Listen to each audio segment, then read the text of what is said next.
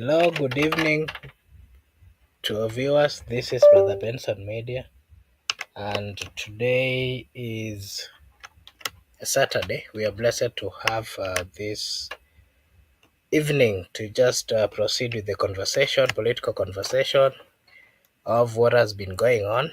Before we proceed, allow me to acknowledge the presence of Betseba Ndwari at the comment section. Thank you so much, Betseba Ndwari, for finding time to join us this evening. I also want to take this opportunity to remind our viewers that this is Brother Benson Media, and here we say that your opinion counts. If you're new to this channel, kindly like and subscribe to the channel. And if you do so, it is a way of supporting us, and we'll really appreciate. Before we proceed, allow me to also invite Miguda to say hi to our viewers before we proceed. Miguda. Hello, Makobura. Hello to everyone.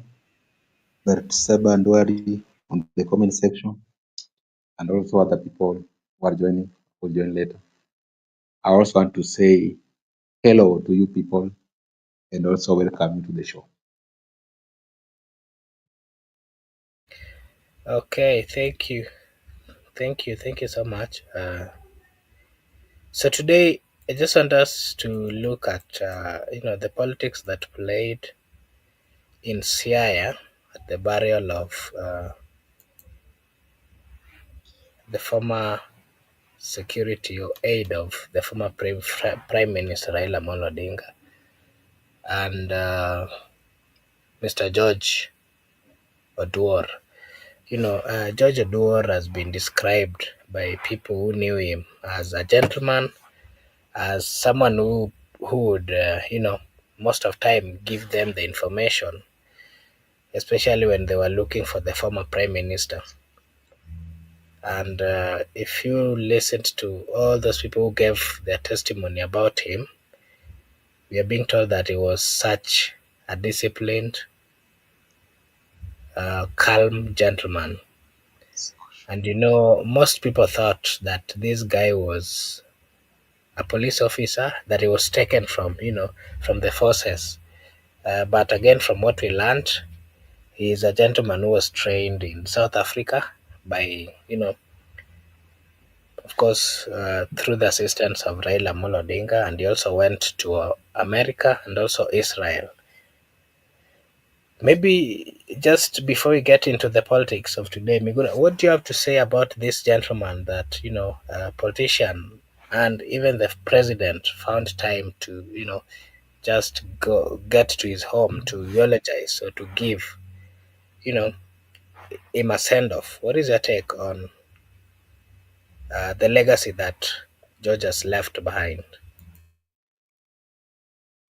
First, I'd like to put my condolence to the family of George Oduor and also to acknowledge that he fought a good fight and also he has finished the race.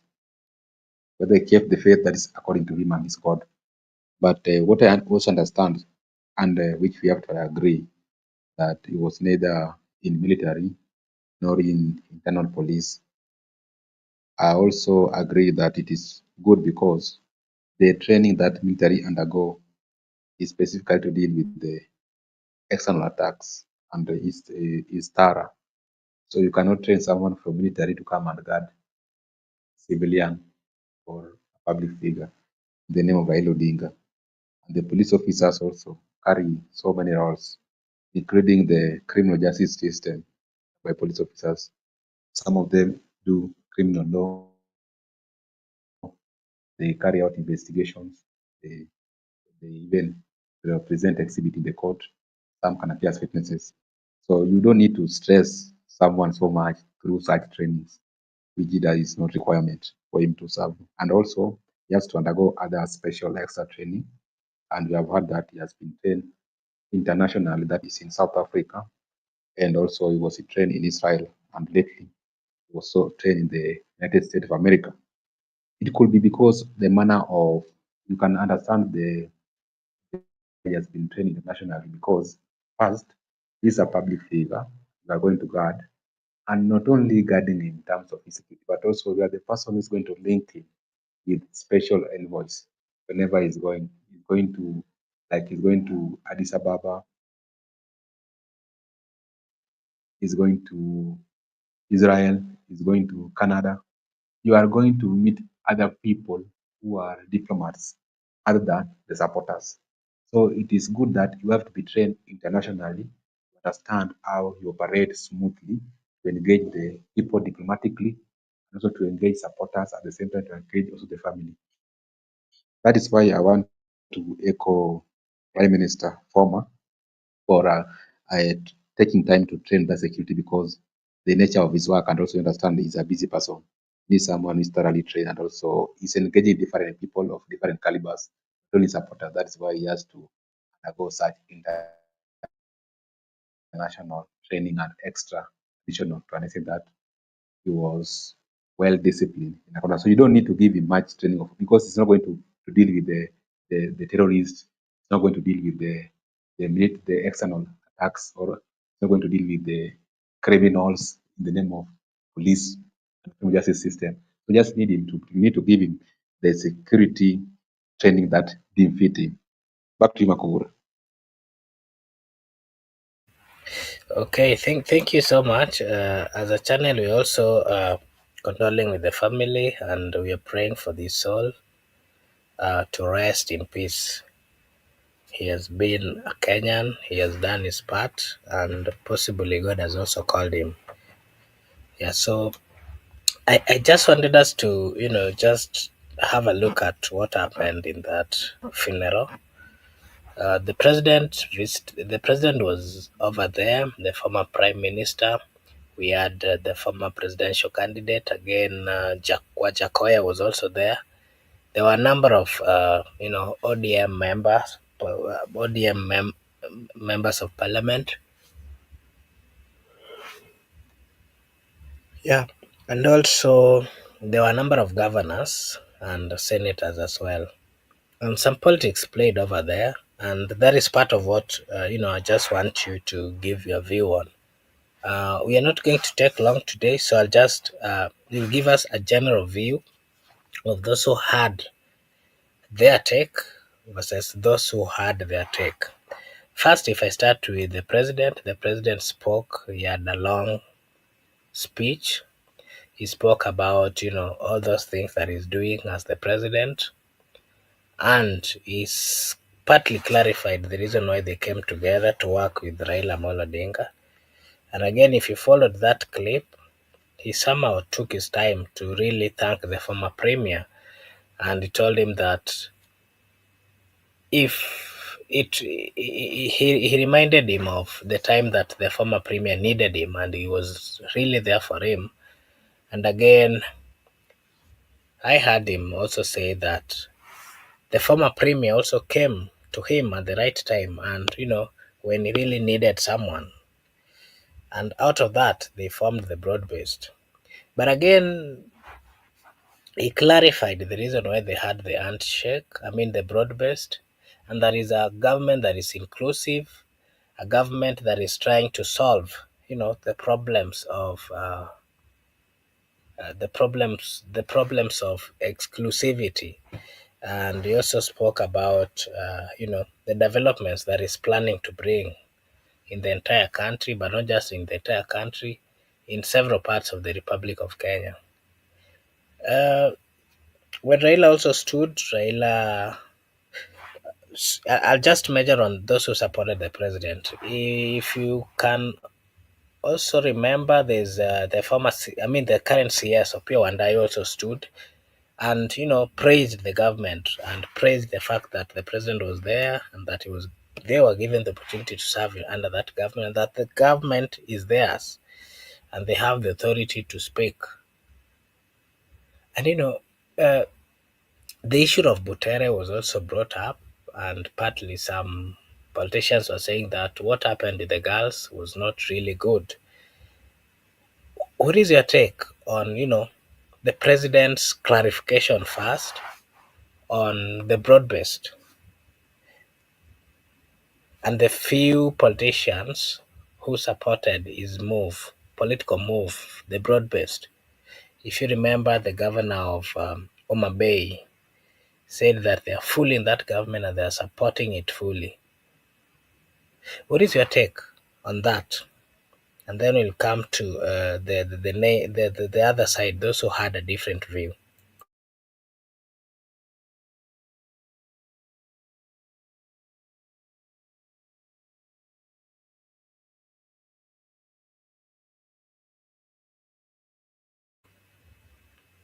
Miguda,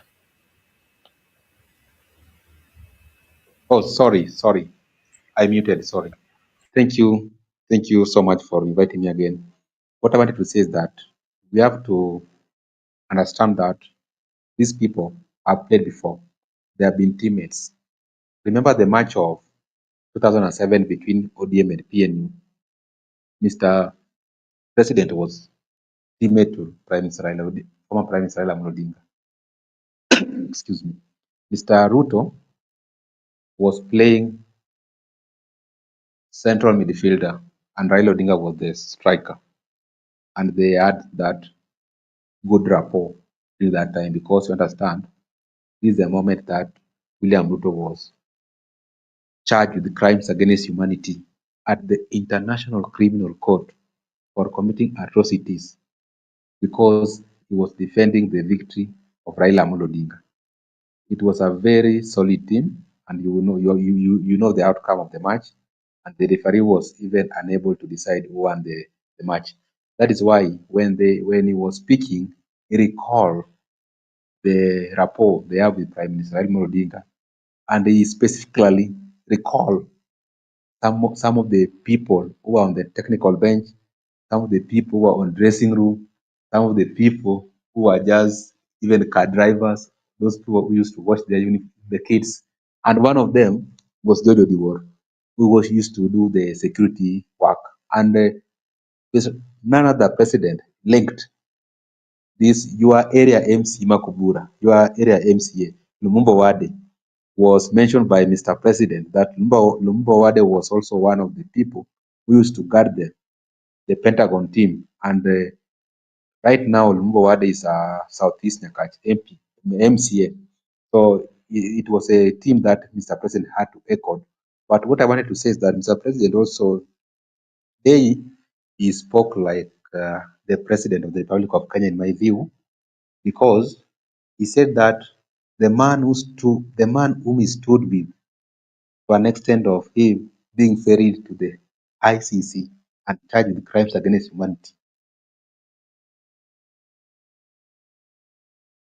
And he never knew that they will become opponents, to an extent that one day Prime Minister Raila Odinga former will become the anchor of his leadership.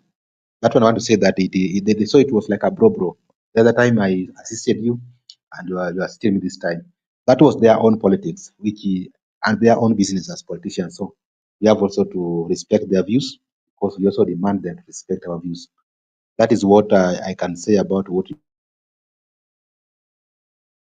asked me about, what Mr. President talked about, because he never delved into the issue of broad-based government. But the people who talked about the issue of broad-based government, even Raila skipped it. The people were saying that they demand that share from the national government, their region.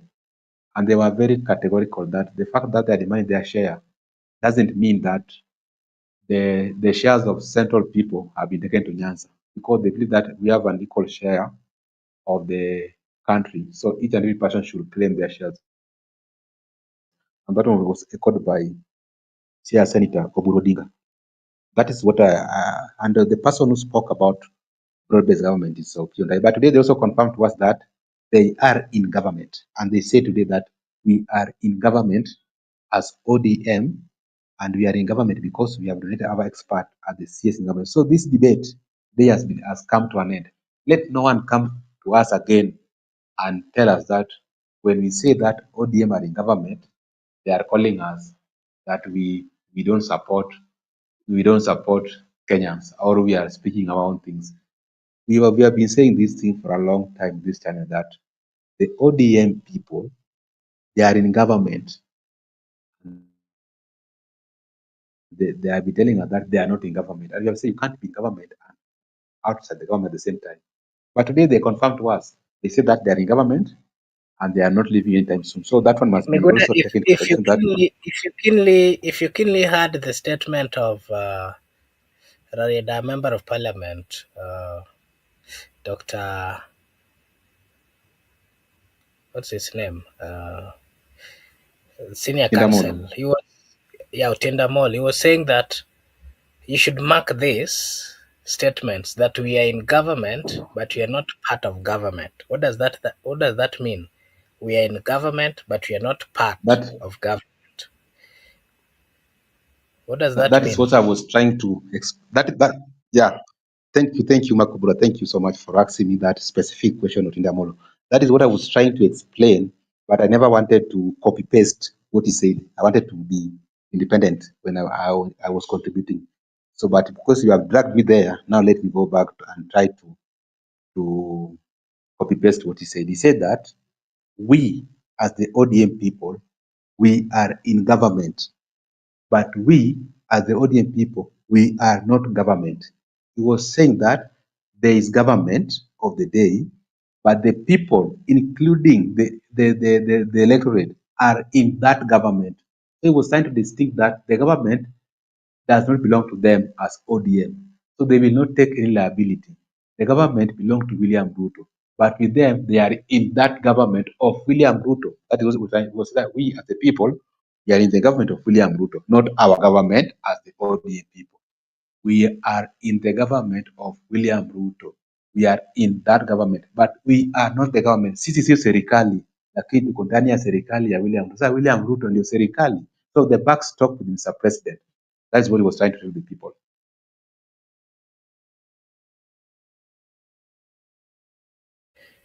Okay, thank you. This the issue of Butere girls was also raised. It was raised by a gentleman called the Secretary General of ODM, Edwin Sifuna, and the same were echoed by Wajakoya, Professor. SG was saying that it wasn't a good thing that these students who are also Kenyans had the opportunity to give their say and they were denied. When Professor came, he said that what happened was not good, and according to him, he urged the president that, you know what, the president should find a sit down and just apologize to those students and even to that school. Maybe your take on that, because when the president stood, the people expected him to just give his view on that, and he didn't give that. And remember, these are very serious things which are currently affecting the people of Kenya in one way or another, and they're also trending. And he opted not to speak about it. What is your take on that? And again, the boldness that Edwin Sifuna came with after the Junet had spoken about the government, positive, you know, spoken in support of the government. Then when he came, he reminded the president, and this is something that he's always done, and he does it in front of Raila Amolo Odinga, who is his party leader, and he did it in front of the president. And again, if you were keen, if you followed that, when he left the podium after greeting the former prime minister, he was hugged by one Professor Nyang' Nyong'o. And Professor Nyang' Nyong'o's statement and that of Sifuna has been going hand in hand. And if you can remember, when Nyang' Nyong'o was still acting as the party leader, he said something when members of ODM, especially those coming from Lowland, were against Sifuna, that you should stop, mishandling this young man. This is a gentleman who is speaking the stand of the party, and he's speaking on behalf of us. What does that tell you? Because when he left, the professor stood just to, like congratulate him having spoken boldly. What do you have to say about on that? Okay, what I want to say, because you have asked me so many questions, but let me go bit by bit. Well, the reason why Professor had to give SG that warm hug, you understand that the fact that he's the professor reads a lot, and when he used to read a lot, and he's still reading up to date. So he used to read the newspapers when he was. By then I would think he was in Parliament. So when there was a column which was being written by Edwin Sifuna, he used to write a very nice column, and so the professor identified that young man from that columnist. Then he inquired his presence. After inquiring his presence, that is how he introduced Edwin Sifuna to Raila Odinga, and he was made the Secretary General for ODM. Underline the word made. He was made. So he was never elected. And the person who introduced was, and that's why they have that good rapport from that time to date. And you have also talked about the issue of Junet Mohammed. Junet Mohammed, they they have the joint statement with Otinda Mall that if eh, there is any impending bill in Parliament that might delay the distribution of funds into the counties to an extent that MPs are going to lose their NGCDF, because Raila was very categorical that he's going to call for an election of the members of Parliament if they refuse to leave the CDF, because NGCDF, as per now, it is unconstitutional. And we have discussed about that NGCDF in this channel, and we are very clear that it was unconstitutional. And now today we are vindicated that even the MPs know that it's unconstitutional. Otiende was trying to plead to Odinga that even if you are taking NGCDF, but it should leave for us something like maybe secondary schools and primary school at national government, then you can take the rest. But Juneto was saying that if there's any impending bill that is delaying the money to be taken to county, like Juneto was saying 405 billion should be taken to county, they said they should pass it immediately before Raila Odinga and the people touch the NGCDF. And now let me introduce the issue of Edwin Sifuna here. Edwin Sifuna was very categorical, and he said some I think he said like three things. Number one, he said that the money was supposed to be 450 billion, but Junet omitted 40, 45 billion, 45 billion. He talked about 405 billion. It was not 405 billion. It was supposed to be 450 billion to the counties. Where is the 45 billion going to? He also talked about the issue of. I like what he's saying. He said that there is no good there is no good connection between the president and the younger people, because the people handling Mr. President. And that I think yesterday I talked about it here, that there was a lapse in the presidential communication team. The phone also talked about it today, that the people handling Mr. President are going to mess him. And he advised Mr. President that he should read for them the Riot Act. And because as the president of the United States, few people should not sink his ship. That's what he was just trying to advise. But now Mr. President also came with the rebuttal as a remnant of ODM, someone has been there for long. We understand him, he is used to those politics. Those are just politics of the day. Mr. President is someone who is a politician, must debate in that manner. And Wajakoya talked about one issue here. This is why I see Sifuna was brave. That one I can give him applause and accolades. He was brave. He faced Mr. President head on, and he also corrected Junet Mohammed that he's supposed to be 450 billion. And Sifuna has been firm from the time he was sworn in at the Senate of the Nairobi. He has been firm of allocating more money to the county. There was a time whereby he voted yes, but people like Aluale voted no. And you ask them, why do you vote no for money to go to your county, Kakamega? You should, even if it's 1 shilling, you should allow it to go to the county. So I still believe that Sifunas is still with the people, and he also said that in his capacity as the SG, there are things that they agreed with the UDA, but there are things that are not being carried out, and soon they will act. That one was also important. But Wajakoya was also someone who could tell Mr. President the truth.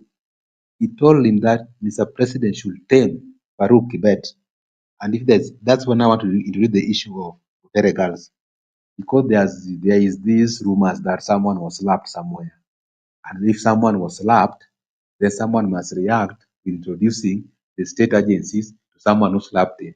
Are you getting the point? I don't want to mention names here. Someone was slapped somewhere before he did it. Then after he was slapped, before that unit came and rescued him, he have to introduce the police officers. He has to introduce the tear gas, and also he has to arrest someone who slapped him. Your guess is as right as mine. Wajakoya also point head on that you should tame your dog, and also telling him that not be the way they are currently. And also, lastly, Makobura, you are omitting one important leader, the presence of one important leader in that meeting. Babu Owino entrance. You saw the way Babu Owino entrance was. Well, people still love him on the ground. And the way he had a very nice entrance, that funeral, with bodyguards covering the vehicle. That one was also very important because people are saying that Babu is not one who is wanted, is wanted in that party.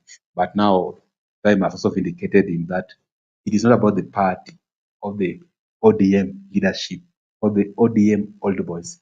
It's about the people, the love of the people.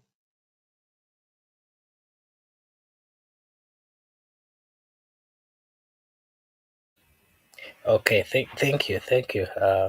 Allow me to acknowledge the presence of Gypsy Corner at the comment section, Judith Karwitha at the comment section, Batseba Ndwari at the comment section, and everyone is watching. Once again, this is Brother Benson Media, and here we say that your opinion counts. If you're new to this channel, kindly like and subscribe to the channel, because if you do so, it is a way of supporting us and we'll really appreciate. Mr. Miguda, you've spoken about something to do with the allocation of money.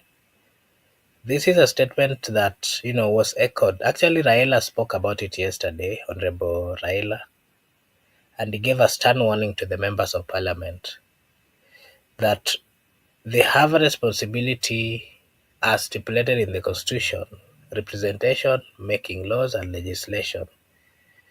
They do not have They are not supposed to handle money. They're not supposed to be in charge of building roads, and doing developments in their constituencies. And that role should be left solely to the governors, because that is part of what the devolution was anchored. Those are some of the reasons why the devolution was brought forth. And he's saying that this issue of NGCDF, it is against the law, and the court had pronounced itself. And he's saying that the members of parliament are currently given time to rectify and channel all the money to the counties, so that this money, the governors can, do the development as per what the constitution says. He's saying that they should not be lecturing the governors or competing with them, that they've not worked and yet they have not given them the money. It is not right, according to him, that a member of parliament has money to do developments and the governors are not getting money so that they can also do developments. So at the end of the term, the members of parliament, you know, claim that they're the people who have done development, but the governors done nothing. So according to him, give the governors money so that if they fail, they'll be held accountable. And he said that if they don't do that, it is going to be, part of a conversation that they're going to have towards 2027 general election for those who would be, going for these positions. What is your take on, just the comments of Raila and his stand? Remember, the member of parliament of Raila stood and he had a different, divergent opinion. And remember, this is one of the closest allies of Raila Molodinga. He's saying that the money for the NGCDF should just be left for them. Hiyo wasinyang'anywe. What is your take on the hard stand? And remember, Junet said that they are going to rectify that. And again, the president spoke as well about it, that he said that the governors should be given their money and that the members of parliament have that responsibility to pass the laws. What is your take on his firm stand? And do you think the members of parliament are going to do it based on their stand, current union in a broad-based government? What I understood first, what Raila Odinga is trying to say is that not we are going to wait until 27. He's going to put a question as the people that do you want legislature or not? And if you have a vote of confidence for parliament, they go home. You don't need to wait for 2027.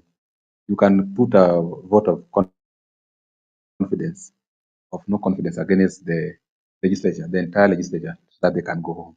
That is what is talked about. If I heard him very clearly, he talked about putting a vote of no confidence against the entire legislation so that they can go home if they refuse to surrender NGCDF. Because as things stand right now, no, NGCDF is not in the constitution. And it was very specific that we had there is what we have called Boma's draft. The Boma's draft, if you go to Boma's draft, and there is how devolution was designed. This is how devolution was supposed to work. But there was omission of devolution in the constitution. And that's the reason why there were people who wanted the resources to remain the central government. They never wanted to be devolved, those elements of devolution. That's why that it is still there pending in the Bomas draft. And if you had him talking about the issue of allocation of money to counties, you know that for now, there's something coming. There's something coming, like referendum. Like that's my view. Not that it must happen that way, because if you want to touch some fundamental structure of the constitution, you must go to the people. You can't just wake up in the morning and touch some fundamental structure. Then you must go to the people. Talk about the issue of referendum. And if you heard him rightly, and I also want to state that it is true that representation, legislation, and oversight, those are the roles. If you take the Constitution of Kenya, I believe Article 94, the establishment of Parliament, the roles are very clear: representation, legislation, oversight. There is nowhere NGCDF is written in our Constitution, and it's unconstitutional. So they should surrender NGCDF. They should surrender, because if you want to devolve funds into county, you must look where do you want to get this money, because we are not ready to be taxed. No one is going to. We are not going to allow them to burden us with tax so that we can allocate money to our counties. Let them ensure that they are done with this NGCDF so that they can take that resources to our counties. And they want to let the role of MP remain representation, legislation, and oversight. But we are not ready to go and be overtaxed so that we can fund our counties. I think ideally, I can state that if that is the if that is the reason, or if that's what is on the paper, then I can see, I can support it, that they don't need to come to people pockets to fund the counties. They should do away with one arm of the government where we spend a lot of resources, and they devolve it from National Assembly as NGCDF to our counties, so that we can fund our counties effectively and surrender some institutions, like the issue of education, whereby they say that devolving secondary and primary education, it is the NAT people who say that we wanted a TSC, Teacher Service Commission. Teacher Service Commission, which is located nationally, Nairobi. And we have Teacher Service Commission, Nairobi. So it deals with the issue of teachers. That is why there was not devolved into primary, secondary. The ECDE was the one which was devolved to county. So if they could have agreed and devolved our education to counties level, now we could not have this at national level. We could have funded our education at the county level. So more resources could have been allocated to the county level. And that's why I still insist that if a must, it must be devolved. If a must, those resources must be allocated to the counties. Let them look at those things like TSC, things like NGCDF, so they don't go to people's pocket to fund our counties. Makubra, and the issue of corruption, lastly, because if you're funding this county, we have had cases of corruption in our counties. There are some counties which are corrupt and they are being ranked. If you kill in Nairobi County, the people are corrupt. If the small one, which they are getting right now, they can't use it effectively to serve the people. And there are some governors who have worked very well and also make sure that that money has worked effectively for the people of their counties. Those governors, we must applaud them and acknowledge them. But if you are allocating more resources for thieves, that we have to ask those questions. Are we going to allocate these resources to these thieves? And also remember, these people are not stupid. They are also having their people at county level, their governors of their choice. Because you understand, when you go to election, there are some counties who don't vote. It is the person who decide for you who become your governor, who become your MP, who become your MCA. You do just you go to polling station just as a ceremony, but it was already decided during the time of primaries. If you put someone to steal for you in a county and you allocate that resources from national government to the county level, then you have not done anything. You have just devolved corruption, in my view. You have removed corruption from the national government to the county level. Then you cannot tell us that you are going to deal with this corrupt individual. And current corrupt individuals have not been dealt with. Those are the questions we are asking as the electorate before we give them our signature, yes or no. Okay, thank you, Mr. Miguda, for your take. Maybe before we proceed, allow me to just say a big thank you to Gypsy Corner. He has said that we should enjoy our weekend and that he sent something for water. We really appreciate Gypsy Corner. Thank you so much for your consistent support. We really appreciate, and we pray that may God reward you more. Thank you.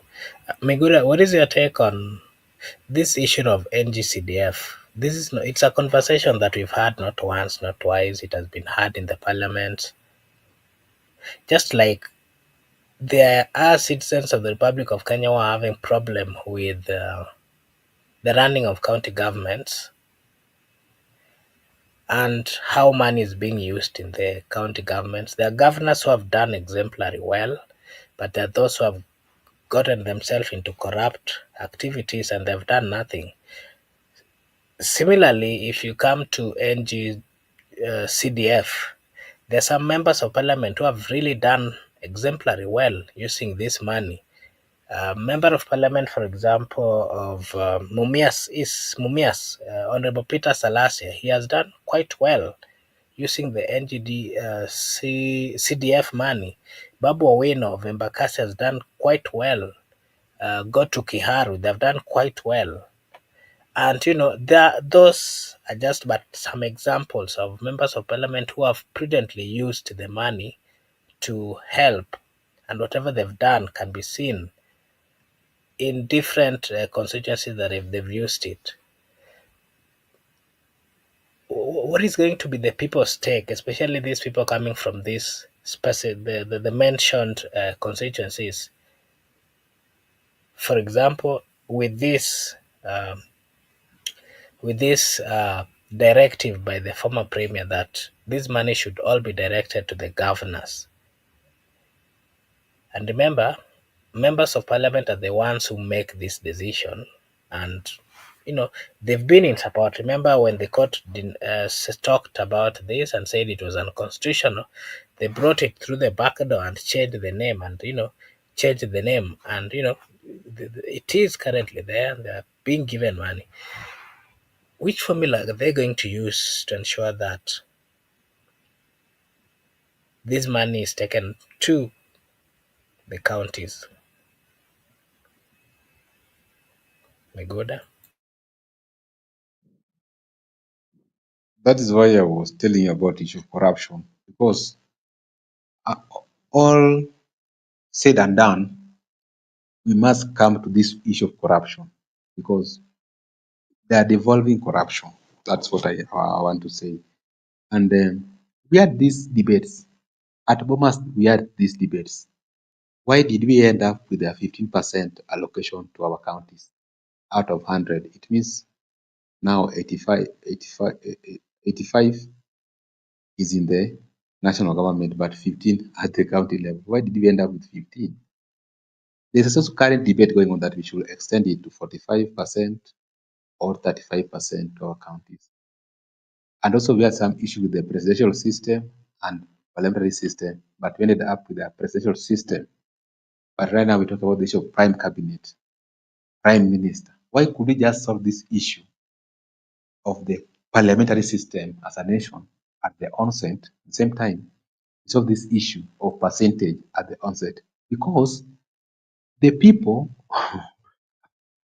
the people who are leading these things, they knew that they were going to be president, and most of them, okay, and also those lawyers. So they wanted to do corruption at the national government and to do corruption in the office of the presidency. Now it has become impossible. Now, for instance, we have 47 counties. If you can manage even 10 counties with your governors, is it not corruption? It's corruption. Even if you are, I'm a leader of, for instance, an NGA party, and I have 10 governors of NGA. Corruption at county level. Corruption has to be devolved. So I've taken that money from Nairobi to county level so I can steal in these 10 counties. Because currently, as we are speaking, there's corruption in our counties. And those counties are also being led by those allies, those leaders, including Nairobi County. There's corruption, massive corruption. So when you want to tell me this formula is something that you just have to play with the mind of the citizens, that it's popular though that every county must get money, but right, if right now we have legislatures, and when we rank them in this NGCDF, there are those legislatures who have not done anything in their constituencies, but there are those people who have done extremely good to their constituency. Now you have removed NGCDF, you have taken it back to the counties level. MPs are going to run for these gubernatorial seats, and it's going to be a do-die contest in our counties, because now that is where there is corruption and money.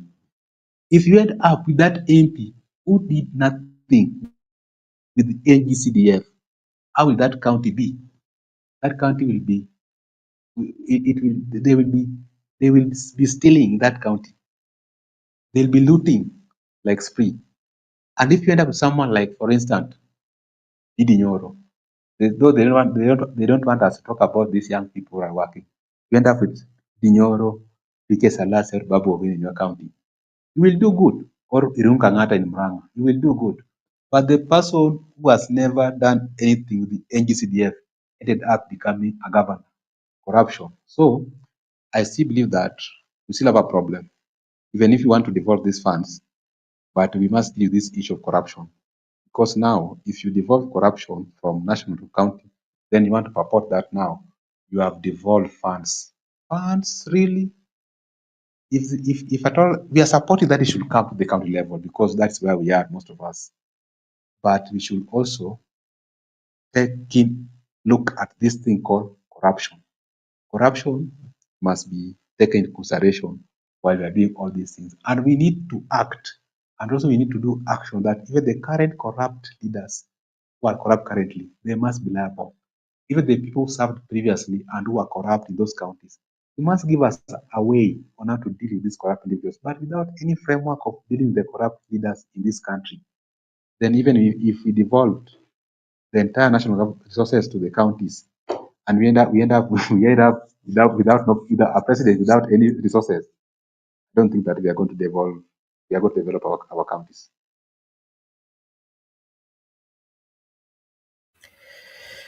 Okay, thank you, Mr. Migoda.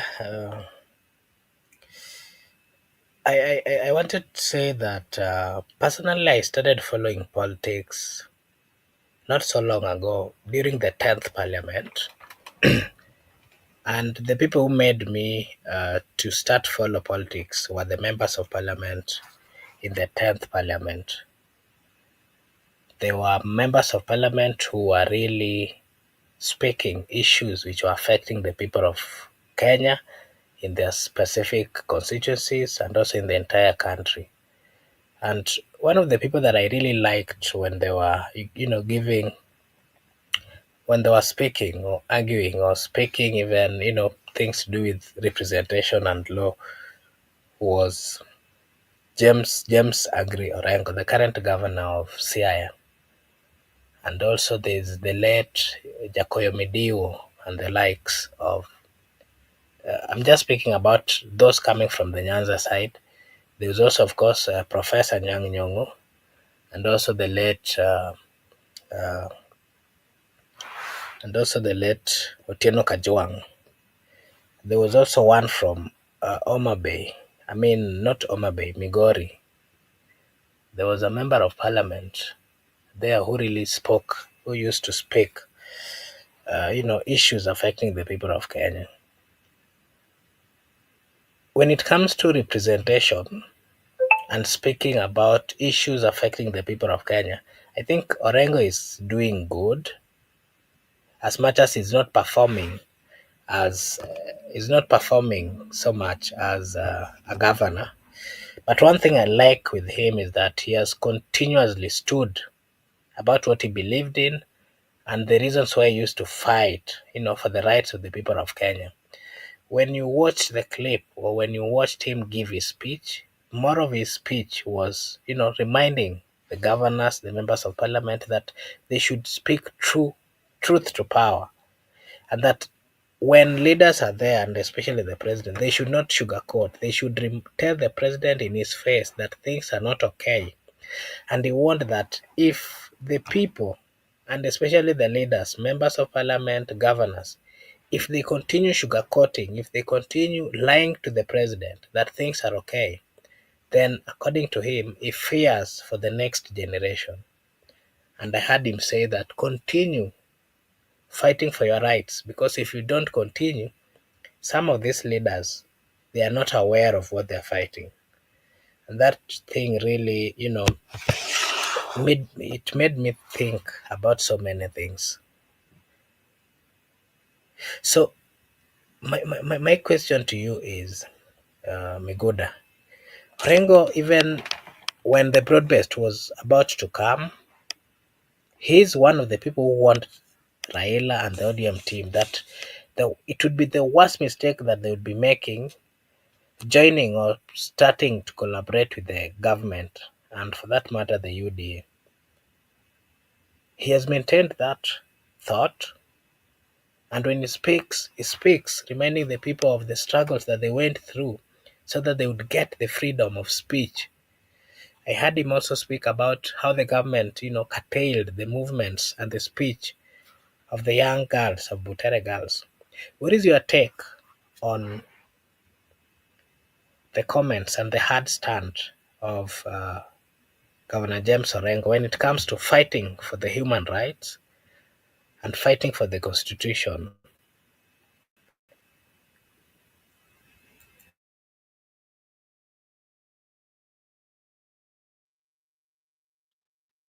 James Orengo, James Orengo has been in this struggle for long, and he has really tried, say to some extent, and also let us give him credit where due because whatever he did good, he has done.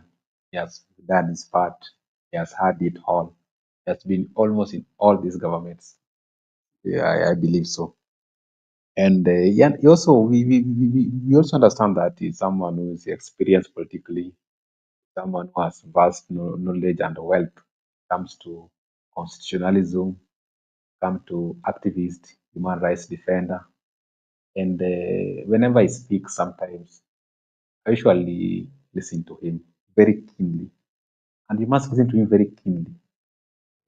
Of course, sometimes he can play to the gallery because of the position he has as a county governor of Siaya, and also because he is carrying that flag of ODM, and the ODM party leader is Raila Odinga. So sometimes he must play to the gallery. But to some extent, you can even confront Raila and tell Raila, first let us consider the people, the victims whose rights were violated during the demonstration before you go to this progress government. And he told Raila face off. So I believe that you need to study slowly. You don't need to rush whenever he speaks because he has stand with these principles. He has tried to be that activist, defender of the human rights, defending of the constitution, and he has tried to give Raila some advice. Even you understand when Raila was going to sign this MOU with the MOU with Ruto, he was missing in action because they know him that he was going to oppose that where the rights of the victims have not been taken care of. And also when Raila went to handshake with Uhuru Kenyatta, he was so missing in action. You must understand some people. So don't just sometimes they can play to the gallery depending on the political party they are affiliated to. But in terms of principality, they have tried. It's not easy as a politician to have a stand. It's never easy. You have even seen people like Sifuna. It's never easy to have stand. It's never easy to stand with the people because of the political party's interest and the leadership of that party interest. And you have seen even it has forced Sifuna to appear at KICC. And he was very, very open that I'm here at the capacity of the SD of the party. And he has tried to be consistent. And you have seen the way it's not easy. So the people have tried to be consistent. Your guy, the person you have mentioned, your guy has been so good when you want to discuss the issue of constitutionalism, defense of human rights, and also someone who was champion for the democracy. And I believe that one day, if we will write East in this country, there will be a footnote for him.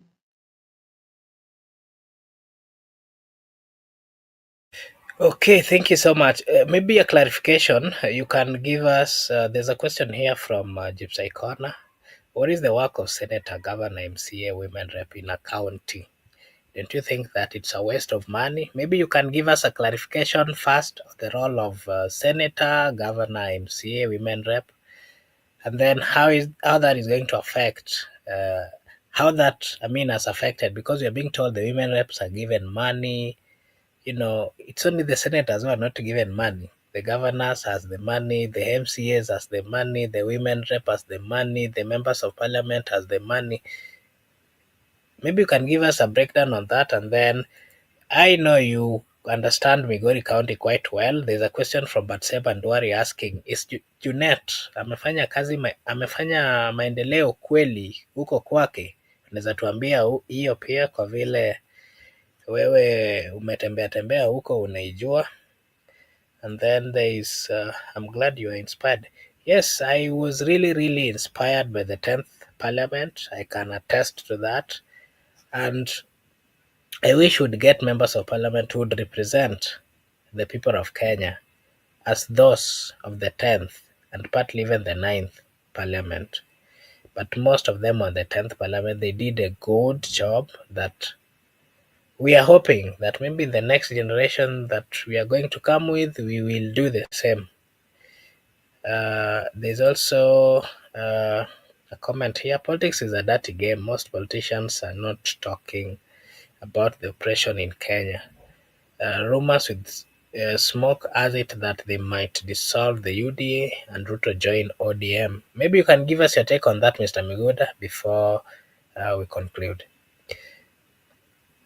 First, start with the roles of senator, governor, MCA, and how the monies they're getting, and then get to the Junet, Maendeleo, and also the last here. let me talk. Let me begin with that issue of Junet, then the county, then I'll finish that one. Junet, Junet is someone I know personally, and he knows me.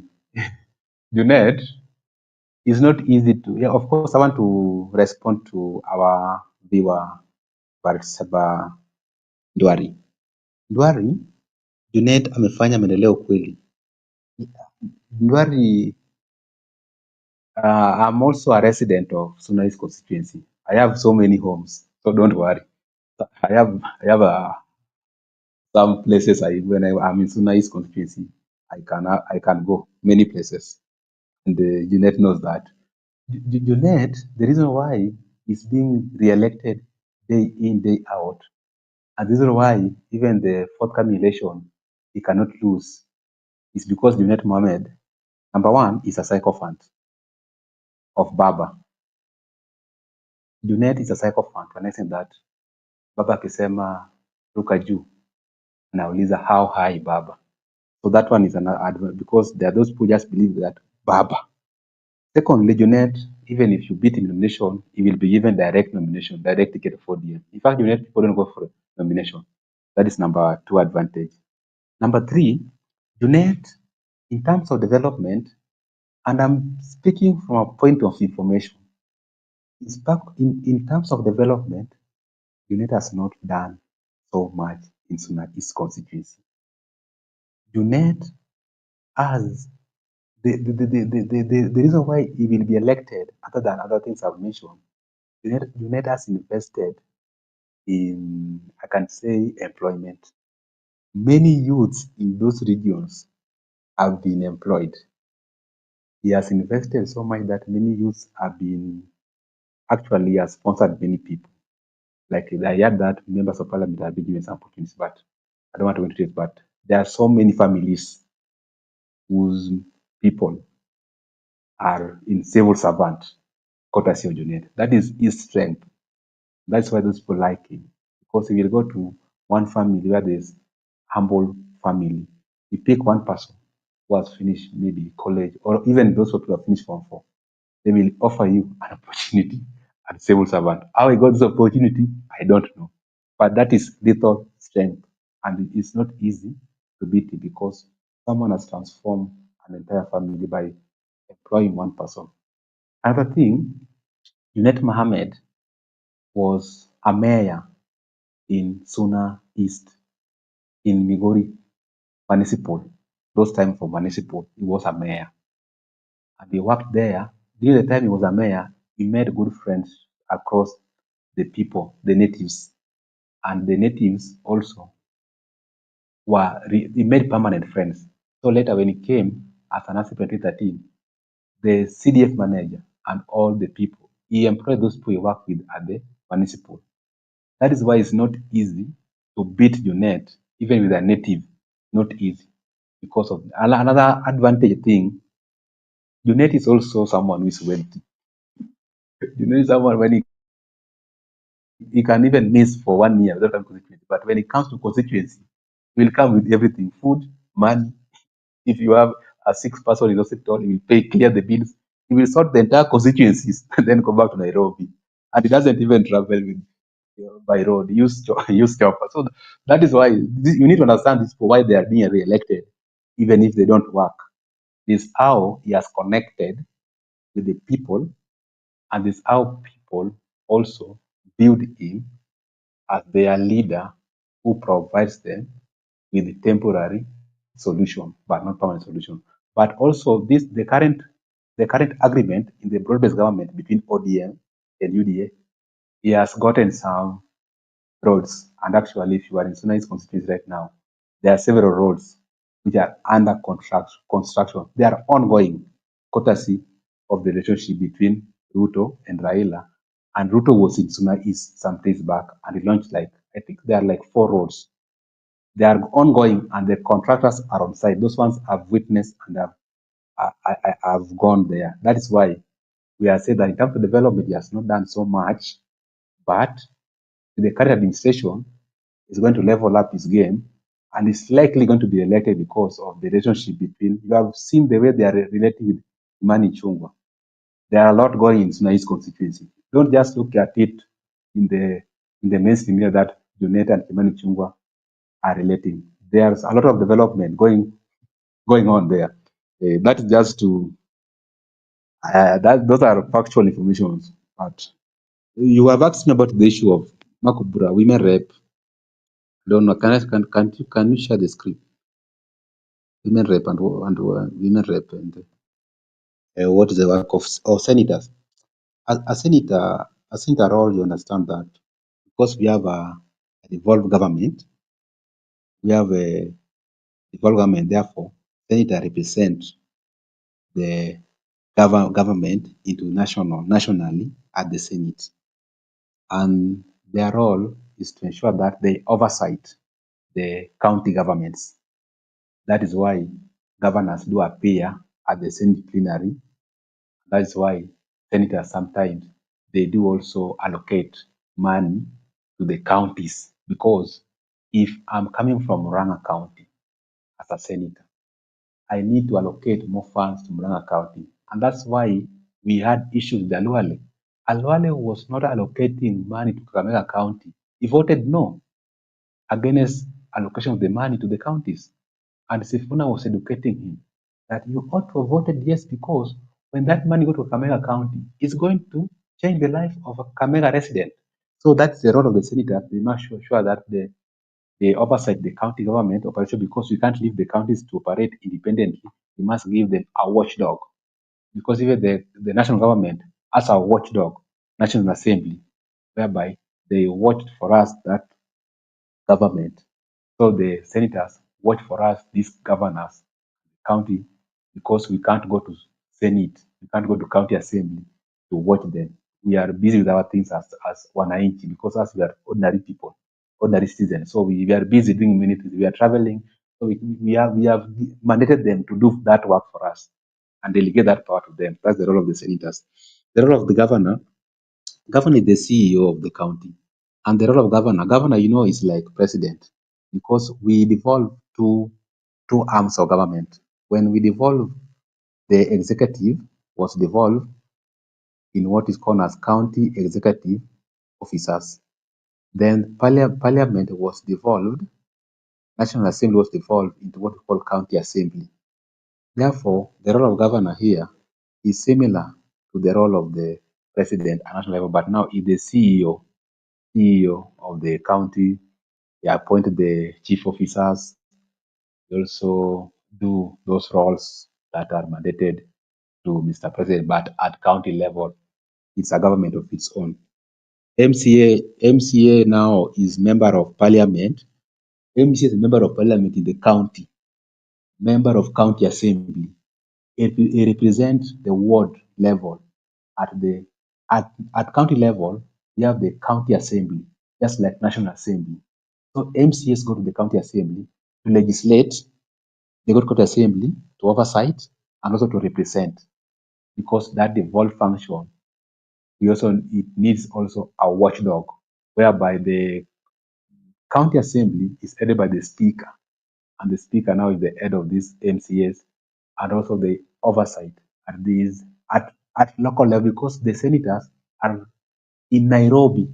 So we can't go to Nairobi every day. So we have put for them their small assembly at county level, so that even if the Senate is not functioning or the Senate has gone for recess, the MCs are with them. So that's what the MCs are doing. Women rep here, there was this issue of two-third gender rule in our constitution.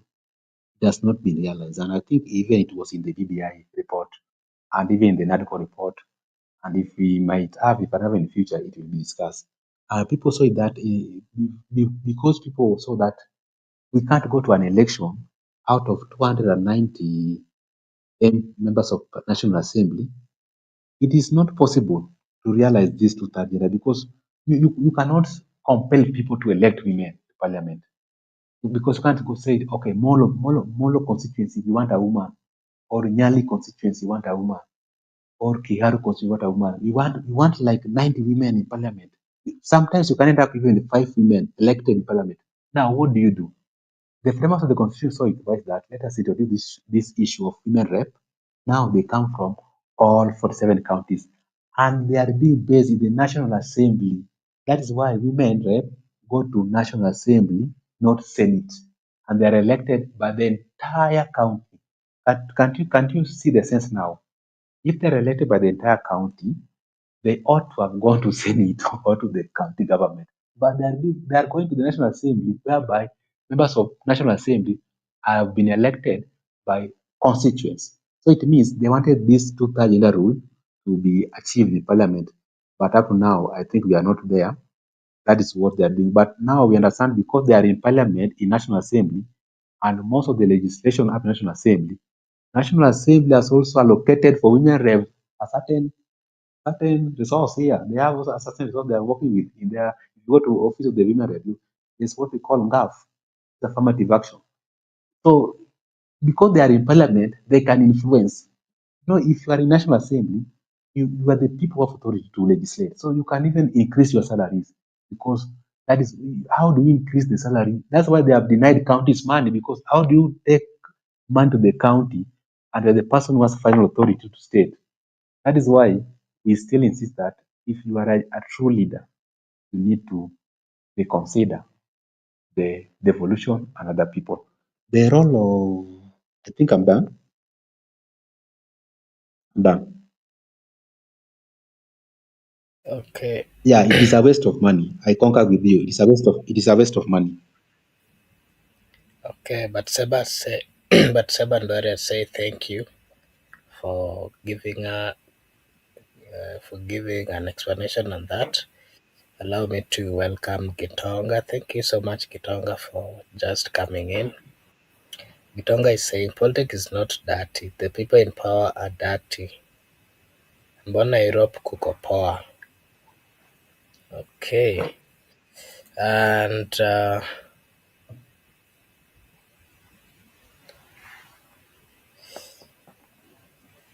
yeah, so maybe you can give us your opinion on this and then we'll just finish. There's a comment here from Gypsy Corner saying politics is a dirty game.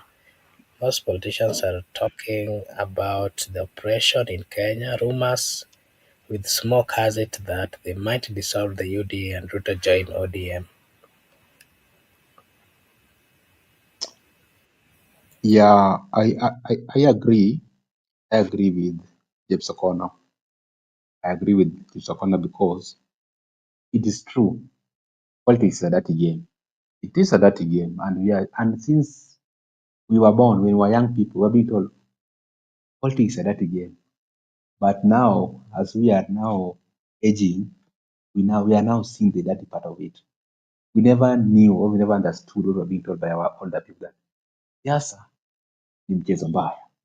So it is a dirty game, and you have also talked about the rumors in politics. Me, I don't treat anything rumors in politics. Anything in politics, rumors can be actualized in politics. Rumors can come to be fact in politics. And lastly, if we have agreed that it's a dirty game and rumors can be true, at the same time, I also know that there is no permanent friend or enemy in politics. It's a matter of convergent and divergent of our interests. Therefore, I can conclude that before I conclude, I can say that Ruto, when he left ODM, Ruto did not render his signature. Ruto did not. He is currently, if you want, to the ODM website, William Ruto Arap Chirchir Samoei is a live member of ODM. There is no single day William Ruto has ever walked out of ODM. So he's still having a seat there, and I don't see something that is news that is. He can go to ODM, of course, because that's how politics work, and that's the nature of the politics. So that one I can confirm that actually it can happen because of how politics is. He can go there. Everything is in the it is even the way he was talking to Sifuna. It's like he knows that we are the founders. We are the founders. We never left that party. We never resigned. We just walked out because of the divergent and convergent. But now, because we have now converged, they are convenient with Raila Odinga, I can go and take my seat. So that one is true. That one can happen. Okay, maybe there's a comment here. Okay, but Sebandori had asked if the minority leader has worked well in his county, and also I also wanted to say something about the majority leader, Kimani Ichung'wah. I've had the opportunity to go through several places within Kikuyu constituency, and if being close to government or being in government comes with some benefits, there are I can say it does come with benefits because I've worked in Kikuyu constituency, and the kind of roads, the kind of development that I saw in that constituency, and especially roads, there there are roads everywhere in that constituency. I've had the opportunity to do some research in that constituency, and I can testify that I don't know whether just because he's the majority leader, and all of those majority of those roads were actually done during this time that he's been uh, close to this government. So I think it comes. I don't. I've never understood how resources are distributed to constituencies. But if it is distributed based on the role you have, whether you are the majority leader, how close you are with the president, I don't know. I don't know. But I can say that there is much. There are positive things in terms of infrastructure in Kikuyu constituency that that is appealing to the eyes. There are roads everywhere and they are all tarmacked.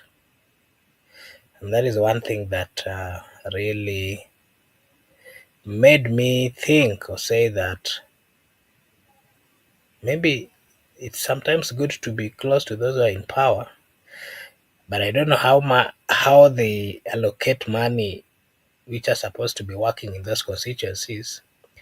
While if you go to other constituencies, you'll never see any single, even a single tarmac road. Like in the constituency of the current finance minister, there's only one. Actually, it is being done for the first time, tarmac road in that constituency.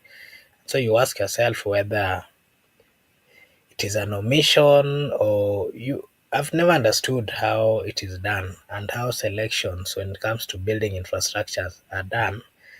But we hope that it would be it would work out in a good way. There's a comment here from Deep Psychona is saying that Gitonga, it depends on how some benefit from dirty politics. Okay. For those stressed and our Tumbocrats. I thought Moi did a lot of roads more than Ruto, but mostly in his village. Ruto has not done more roads because, like, if you ask me about Kisumu, more Kisumu has been, in terms of infrastructure, there hasn't been good infrastructure. But the only infrastructure that I saw was the time of, in terms of road, the times of Uhuru Muigai Kenyatta, and more of the roads which were built were just an upgrade. There were no new roads which were really done. There were just some opening of some small feeder roads, but I think those ones were done by the county government. In terms of roads, unless maybe if you give him towards the end of the year, but so far there is nothing that has been done so much in terms of road, especially in Nyanza region, except the ones that are currently going on. That's what I can say in that. Miguda, you can come and give us your last remarks. My last remark. First, let me tell this issue of Moi did a lot of roads. Yeah, I'm a frequent traveler in Rift Valley. quite so much. And I've traveled in Baringo County, Kabarnet for a long time. So I agree. If you are in Kabarnet towards Sacho, it is tarmac, and that road cut across forest, hilly forest, and there's no even homes around inside a forest. A well tarmac road, courtesy of Moi. So I used to like it because from Kabarnet to Sacho, it's a hilly, so you can't, if the road is not tarmac, I don't know how I could have accessed that school. But that is true. Moi did a lot of roads, but in his village, that one I can confirm. My last remark, I would like to state first. I would like to also appreciate our viewers who have come to the comment section. Appreciate everyone who have tuned in and also gave out their thoughts. And also, I would like to appreciate James Corner for the kind heart. We really appreciate. We don't take it for granted because for us to tune in, it takes a lot of logistics. But we are very grateful for you for that kind heart. And also, I was trying to talk about the issue of as the people of Kenya. I like today. I can say I like what Sifuna did, what Jakoya did. That is what we call leadership. Do not always play to the gallery. Sometimes, if you get an opportunity to speak to Ruto, like me today, if I can be called to State House, just tell Mr. President. The thing is, there's a disconnect between your leadership and the people. Do something. The way Jakoya told him, same Farouk. He also told him that the younger people don't like him. That is how it should be, and those leaders are my heroes today. Thank you, everyone. See you next time. Bye bye. Okay, thank you. Asili is saying that road to my home to Giboso is double. I left a single. Yeah, that road was done under Uhuru government. I know of it. There's a time it stalled for quite some time, and then towards the end of Uhuru's government, it was done.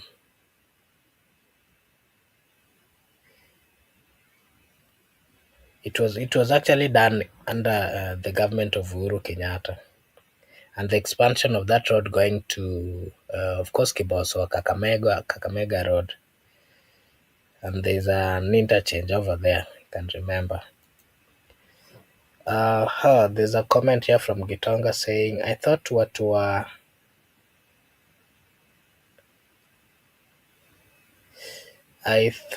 watu wa Kisumu mnaenjoy the ones in poverty ni huku Murang'a, where people are eaten by jiggers mpaka vidole.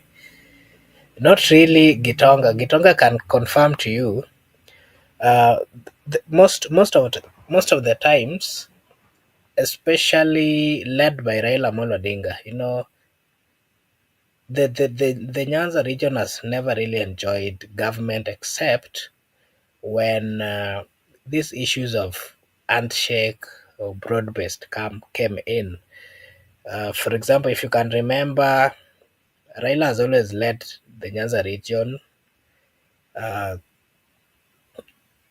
differently to an extent that most of the elections which have been done, Raila has never really won. But along the way, towards the end of the presidents who have been elected, he's gotten into handshake or broad-based. And during those handshakes, those are the times that development and the things to do with the infrastructure has been done in those areas.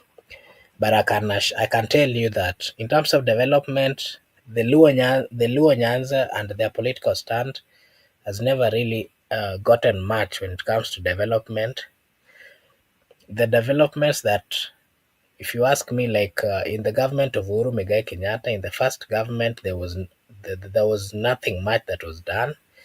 But in the second government, when they had the handshake, I can assure you that there were so many upgrade of roads which were done in in the Luo Nyanza side, and they were perfectly done. That I can tell you because they were open. Some of them are currently double double. Yeah, but I yeah, that is what I can say. Huko pia bado mambo ya jiggers bado ziko, bado ziko, and that is why I'm seeing some young or new politicians are coming up to just fight with the inequalities in that region. I've been just like I've said, I've had the opportunity to walk through Kikuyu constituency. I've gone to different schools and especially primary schools within Kikuyu, and I can tell you there's one that I went to here in Kikuyu. It's I don't know if I should mention the name. Uh, we had gone to talk with the teachers, and I can tell you when I walked to that office, when I walked in the compound of that school, I didn't know it was a public school. I knew it was a private school. The level of construction and how nice it was did not, I asked myself if really it was built, because I would see some write up there that this has been built by the CDF of Kikuyu constituency. I then asked myself that I wished my member of parliament would come to Kikuyu constituency and just have a look at the kind of buildings and the kind of offices that are there within primary schools. If I remember the primary school where I went to, the same way I left it, the same way I joined, the kind of structure which was there is the same that I left. When I joined in class 1, I finished in class 8, I left it the same. When I went back home some few days ago, the only change that I saw was uh, the roofing, but there's nothing new. So, in terms of development, there hasn't been really good things in that area. There's a comment here from Asili saying, I went to Oma Bay and I left Oma Bay with no single tarmac road. Yeah, there are no many tarmac roads except the ones which are connecting the county in Oma Bay. The only road that I know is tarmac currently is the Kisumu, Sondu, Oma Bay, Kisii, and maybe the one that is also diverting to Migori, and the one that is also going back to Oma Bay and rejoining again to Oma Bay, Paponditi, Kolweny, somewhere there. Those are the only roads. There are no much, and yeah, we hope that the leadership would look into that.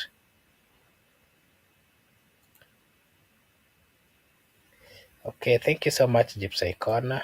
Seal is saying, I remember when your friend Kajwang was beaten by prefects and the school had strike.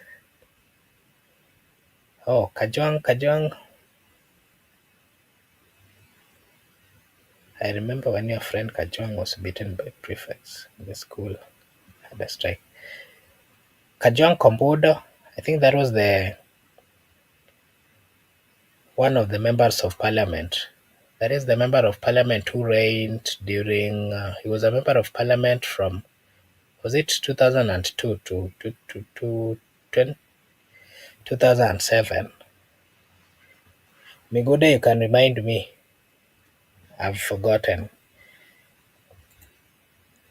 2002 to 2007 was Peter Odoyo.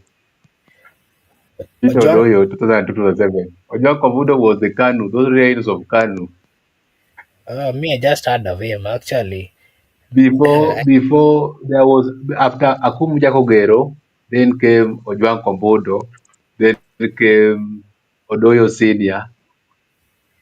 So Ojwang Kobudo was after Akum Jakogero. Then, though I think if you look at the website of Parliament, you get he came around 70, 74.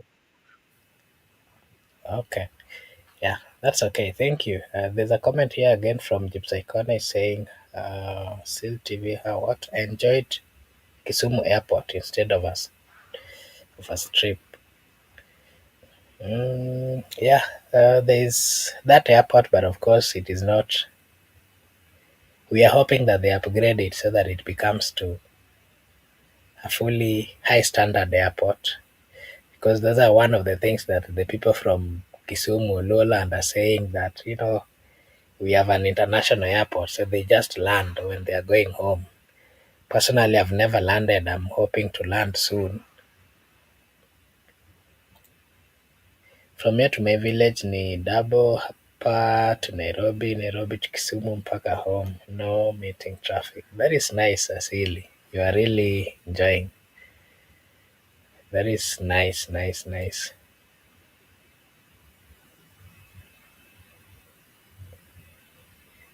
Yeah, of course, there has been some. Uh,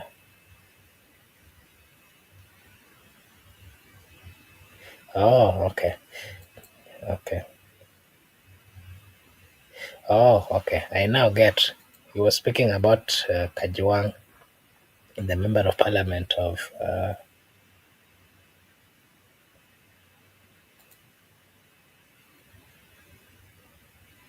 Human Park. It was very uncomfortable.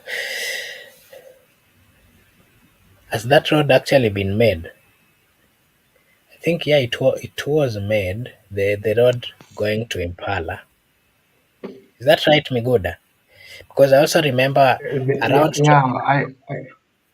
I went to Kisumu. I believe I used it when it was made. Yeah, it was made. Yeah, because I also remember around 2013, 14, there it was not really okay, especially when you're going to the Impala Park. The road was very pathetic. But I haven't it gone was there of it late. was done by the time during the handshake. I was there. I was there during the handshake. I saw it being done. And also, he's talking about Karoli Omondi,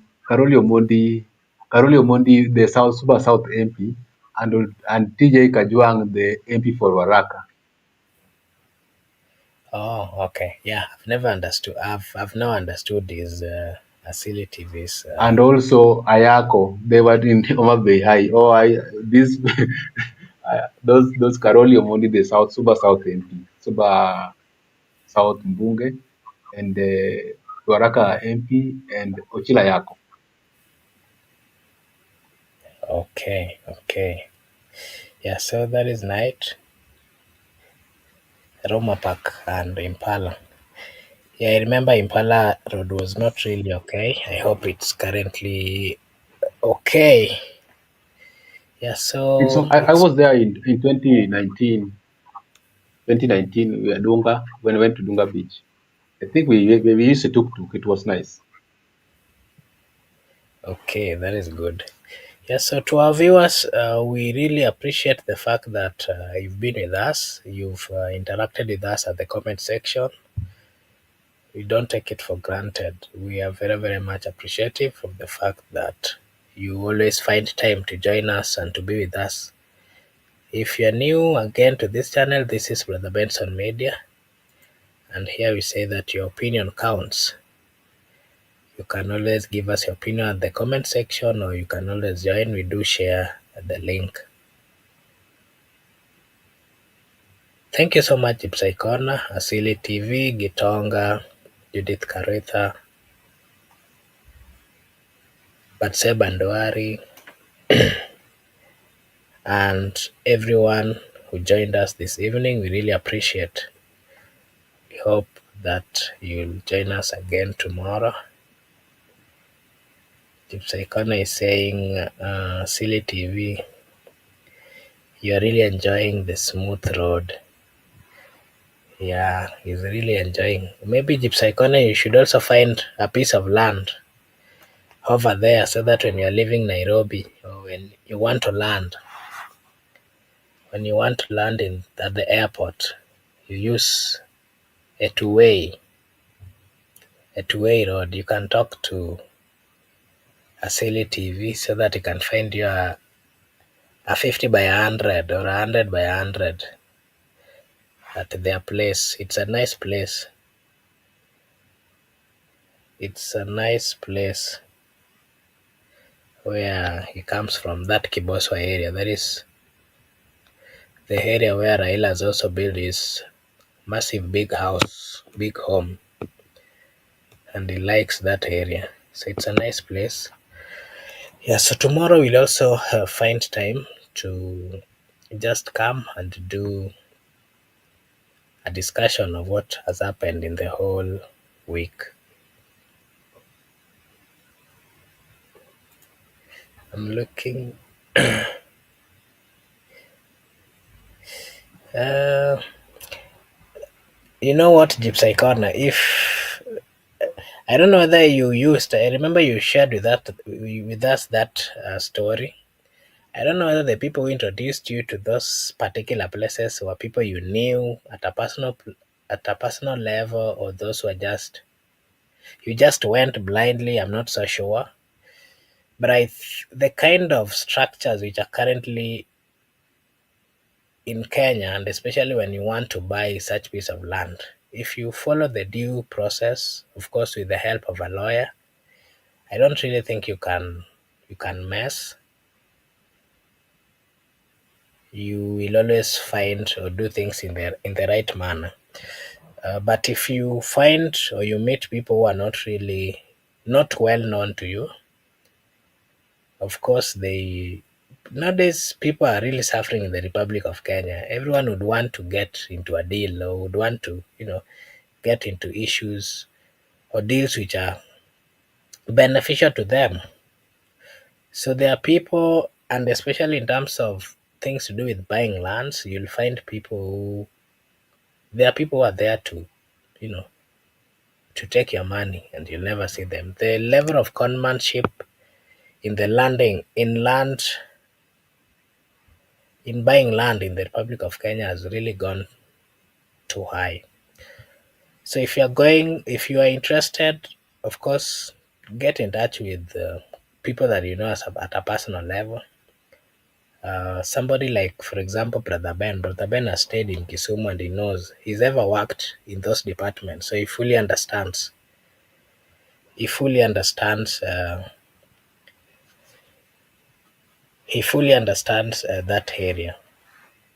But of course, I can hear you're saying, where is the best place to buy? Maybe I don't know if you have Brother Ben's contact. Just reach out to him. I know of a place around kwa Kinasili. There's a friend of mine who is a lawyer who has a big piece of land there. And maybe if you're interested, just reach out. Tell Brother Ben to give you my contact. I can connect you with someone who can help you. And Seal is also here. And Asil is also coming from one of the best areas, which are currently people are really fighting to find a place at that area called Riyadh.